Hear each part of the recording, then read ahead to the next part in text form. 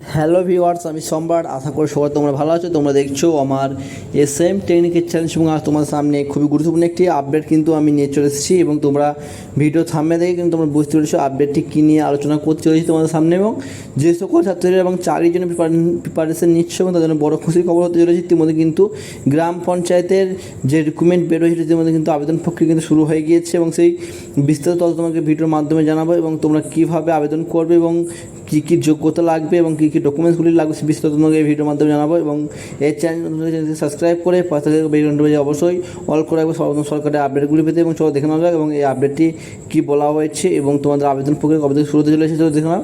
দেখতে জন্য পশ্চিমবঙ্গ গ্রাম পঞ্চায়েত দপ্তরে এবং 6,552টি কিন্তু শূন্যপদ কিন্তু বিজ্ঞপ্তি প্রকাশিত করা হয়েছে গ্রাম পঞ্চায়েতের দপ্তর থেকে। এবং ইচ্ছুক প্রার্থীরা অবশ্যই তোমরা কিন্তু আবেদন করতে পারবে এবং সেই আবেদনটি তোমরা কীভাবে করবে সেই বিস্তারিত তোমাদেরকে জানাবো। দেখে নাও ওখানে পদের বিবরণ এবং কী কী পদ রয়েছে এবং এই গ্রাম পঞ্চায়েতের রিক্রুটমেন্টে দেখতে ডাটা এন্ট্রি অপারেটর পদ রয়েছে এবং গ্রুপ ডি পিয়ন এবং লয়ার ডিভিশন অ্যাসিস্ট্যান্ট, নির্মাণ সহায়ক এবং গ্রাম পঞ্চায়েত কর্মী সহায়ক এবং secretary, assistant, cashier, accounts clerk, executive assistant এবং তারপরে এখানে রয়েছে স্টেনোগ্রাফার এবং clerk cum typist, block informative এবং পঞ্চায়েত সমিতি পিয়ন এবং এই সব পদগুলি কিন্তু রয়েছে বা গ্রাম পঞ্চায়েতের দপ্তরে কিন্তু এগুলি কিন্তু ভ্যাকেন্সি কিন্তু বের করতে চলেছে।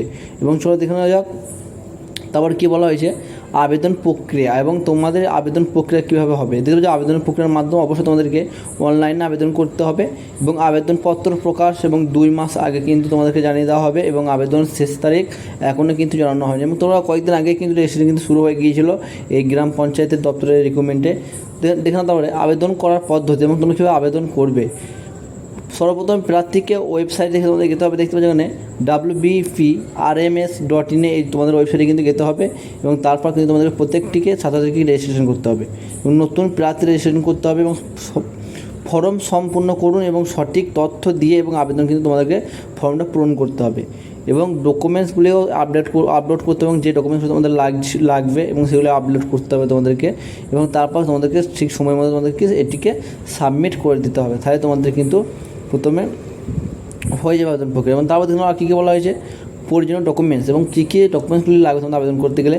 শিক্ষাগত যোগ্যতা প্রমাণপত্র, জন্ম সনদ এবং মাধ্যমিক বোর্ডের সার্টিফিকেট, অভিজ্ঞতা প্রমাণপত্র এবং আইডেন্টি প্রুফ এবং আধার কার্ড ও ভোটার কার্ড ও প্যান কার্ড দিলে কিন্তু তোমরা আবেদন করতে পারবে। এবং আশা করি তোমরা এখানে দেখতেই পেলে এবং সম্পূর্ণ তথ্য। এবং চলো এছাড়া তোমাদের কী দেখানো যাক এবং কী কী যোগ্যতা তোমাদের থাকতে আবেদন করতে গেলে। কম্পিউটার সার্টিফিকেট এবং 6 মাসের অথবা 1 বছরের ডিপ্লোমা অবশ্যই তোমাদেরকে জানতে হবে এবং প্রার্থীর বয়স 18 থেকে 40 বছর হলেই কিন্তু তোমরা আবেদন করতে পারবে এবং বেতন সরকারি নিয়ম অনুসারে কিন্তু তোমরা পাবে।